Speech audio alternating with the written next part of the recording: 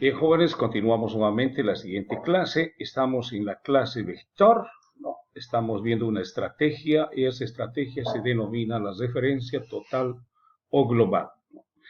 Haciendo un poquito de refrescamiento de la memoria, vamos a decir que esto quiere decir que referenciamos a todos los elementos activos de un extremo a otro, regularmente de izquierda a derecha por la secuencia, ¿no?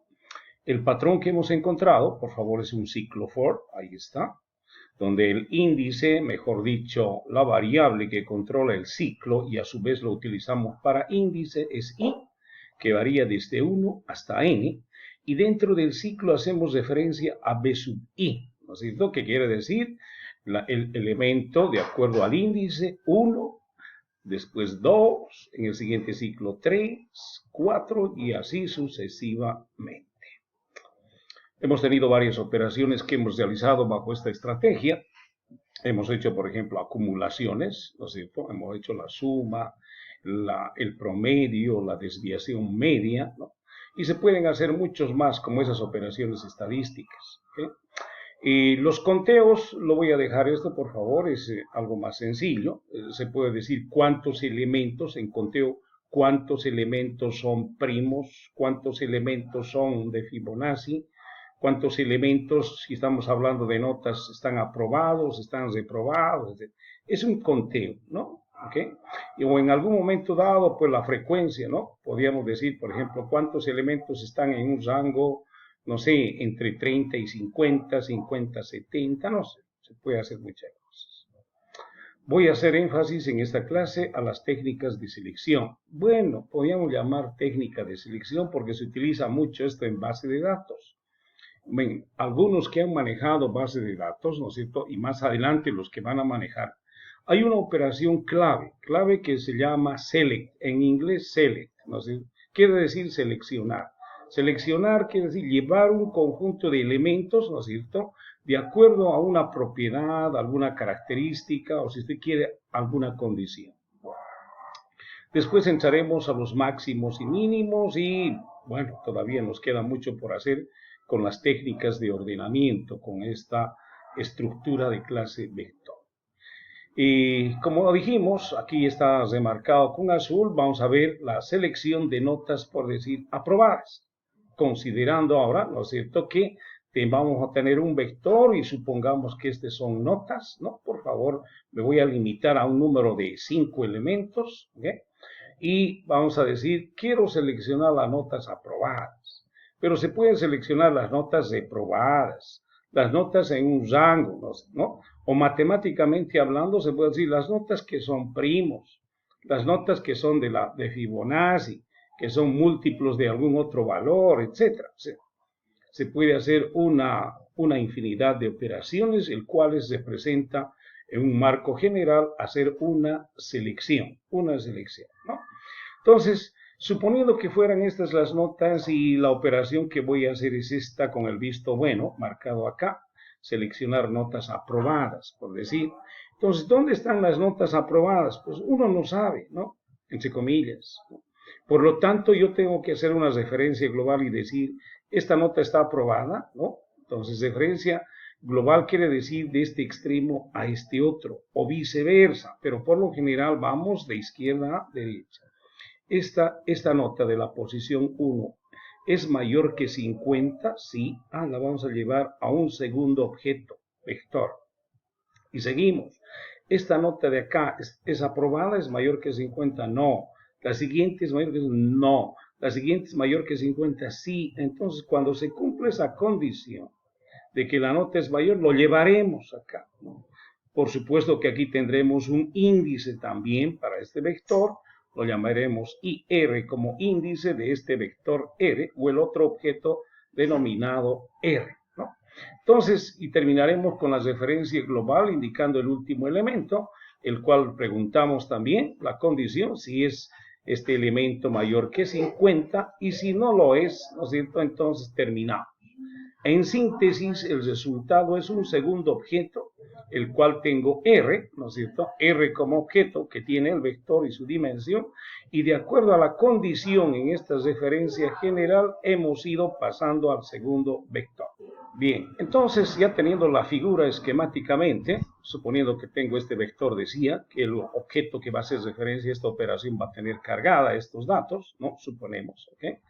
Y el resultado está en otro objeto R, ¿no es cierto? Entonces, ¿qué podemos decir? Entendiendo ya y con la idea de cómo se puede realizar esto, lo más importante es que aquí hay una referencia global, ¿no es cierto? Entonces vamos al segundo paso, que es el diseño modular. Entonces, ¿qué tenemos como entrada? ¿No es cierto? R es este segundo objeto, ¿no?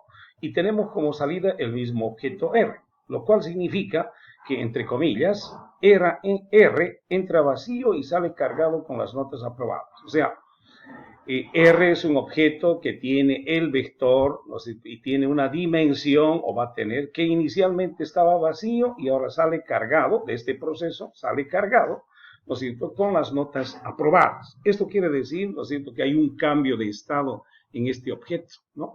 Por lo tanto, ¿no es cierto?, no es una función, porque no devuelve un valor simple y elemental, un solo valor simple y elemental. Cuando es un objeto de entrada y salida, quiere decir, ¿no es cierto?, que este es un paso, ¿ok?, de parámetros por referencia. Quiere decir que hay un cambio de estado en este objeto. El proceso, podemos decir como síntesis también en este paso número 2, el proceso opera con dos objetos. El primero que activa tiene las notas, estamos hablando del que va a activar tiene esto, entonces, no sabemos qué identificador, desde acá no podemos decir, puede ser cualquier objeto que active esta operación, ¿no es cierto? Y mientras que el segundo tiene los elementos seleccionados y es un parámetro de entrada y salida, paso de parámetros por referencia. Hemos dicho que el segundo objeto que actúa en este proceso está como parámetro de entrada y salida, y por esa entrada y salida donde hay cambios se llama paso de parámetros por referencia. O sea, cuando el parámetro está de entrada y está de salida, ese paso de parámetros es por referencia. Cuando el parámetro solo está de entrada, se denomina paso de parámetros por valor. Entendido el paso 2, vamos a la lógica, que es lo más importante, ¿no es cierto? Entonces, en primer lugar, ¿no?, yo tengo acá, por favor lo voy a marcar inclusive, ¿no? Yo tengo acá, por favor, el ciclo, desde 1 hasta n, y termina acá, ¿no es cierto? ¿Ok? Eso es la referencia global. ¿Y qué estoy haciendo con esto, con este ciclo? Pues aquí está B sub I, ¿no? ¿Y qué tengo que hacer con todos los elementos? Vale, tengo que preguntar si el elemento es mayor que 50. Si es mayor que 50, entonces el índice, recién incrementa el índice del objeto R, ¿no? Entonces quiere decir que R va a incrementar en 1, y en esa posición vamos a llevar el elemento el cual ese momento estamos referenciando, ¿no? Así, ¿no? Entonces el elemento que cumple la condición, ¿no?, es llevado al otro objeto vector, ¿no es cierto?, en el índice que corresponde IR, ¿no es cierto?, y el elemento referenciado en el vector de entrada o el vector inicial, el cual tiene el índice I, ¿no es cierto? Listo. Entonces aquí en síntesis hace la operación de selección de acuerdo a esta condición, ¿no? Entonces, una vez terminado hasta n elementos, ¿no es cierto?, pues si bien no hemos actualizado todavía la dimensión de R, porque aquí solo hemos llevado las posiciones, entonces tenemos que actualizar R.n, al cual se refiere esta n de acá, ¿no es cierto?, esta, tiene que tomar IR de a cómo ha ido incrementando este índice. Entonces, listo, ya está. Bueno, otras operaciones, aunque pareciera, ¿no es cierto?, que, bueno, hay algunas operaciones que no vienen al caso, pero matemáticamente hablando se puede decir seleccionar las notas, dijimos, primos, ¿no?, de Fibonacci, múltiplos, no sé. ¿Okay? En este caso, supongamos también, ¿no es cierto?, supongamos, si tengo el vector, ¿no?, aquí lo mismo. Voy a una referencia global. ¿Cuáles son los primos? ¿No es cierto? ¿Cuáles son? El primero es primo, sí. Entonces el índice incrementa y llega. El segundo es primo, no. ¿No es cierto? El tercero es primo, sí. Incrementa el índice y la llega. ¿No es cierto? El cuarto es primo, no. El quinto es primo, no. Y habremos terminado. Y este será el vector resultado. Al igual que el anterior, La selección quiere decir que de un conjunto de elementos que tenemos en esta estructura, seleccionamos de acuerdo a cierta condición o cierta propiedad, que en este caso es una propiedad de la nota, si es primo, la llevamos a otra estructura, concretamente a otro objeto, ¿no es cierto? La caja negra es lo mismo, obviamente que el nombre no, o sea, tenemos una entrada de R vacío, entre comillas, y sale cargado no sale cargado con las notas no aprobadas, sino con las notas que son primos, ¿no? Ahí nos equivocamos, pero las rectificamos, ¿no? De esa forma, la lógica es la misma, ¿no? Aquí está el ciclo for, que yo comienzo ahí y termino acá, ¿no es cierto? ¿Ok? Entonces, ¿y qué voy a hacer? Algo importante. Tengo que utilizar un objeto auxiliar, ¿no es cierto? No punto cargar. Cada elemento del vector, antes de preguntar si es primo, tengo que cargar al objeto. No viene siendo un objeto de la clase número entero, el cual estamos con cargar haciendo esto. Pero aquí no se puede hacer nu.n, ¿no? Tiene que llamarse a las operaciones porque estoy en otra clase. No estoy en la clase número entero, estoy en la clase vector. Por lo tanto, se tiene todas las operaciones desde acá con un objeto de la clase entero tiene que ser cargado. Pero profesor, no estamos iniciando eso. Esa es una regla, que eso se hace en el código. Entonces, con todos los elementos, lo primero que hacemos es cargar al objeto número entero y recién preguntamos, nu.verif primo, es sinónimo de decir, es verdad, ¿no? ¿Okay? Eso también se puede hacer lo mismo, es igual a true, de esa forma, ¿no? O si no, también como estaba, es por default, es una pregunta si es verdad. Si fuera cierto, si es primo, entonces nuestro índice para el segundo vector incrementa y a esa posición, pero del objeto R, y en el vector llevamos el elemento que hemos verificado que es primo, ¿no es cierto? Y así hacemos con todos los elementos en el for, y una vez terminado, pues igual, no hay que olvidarse de la dimensión, el índice IR la tiene y lo actualizamos.